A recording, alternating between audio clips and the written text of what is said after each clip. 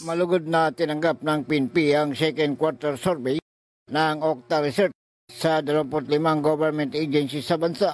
Sa naturang survey, lumalabas na ikatlong highest performing agency ang PNP na nakakuha ng 67% rating. Sa isang pahayag, sinabi ni PNP Chief Police General Benjamin Acorda Jr. na ikinararangal nito ang resulta ng naturang survey. Pinapakita umano nito ang pagsusumikap ng PNP na nakamit ang layunin nitong to serve and protect sa mga Pilipino. Dagdag pa ni Acorda, ang bagong achievement na ito ng PNP ay patunay ng kanilang dedikasyon para sa pinakamataas na standard ng profesionalismo, integridad at serbisyo. Ulat sa Kampo Krami. Ako si Edwin Moreno, nagulat sa DCRJ 18 AM, ang radyo Pandido TV.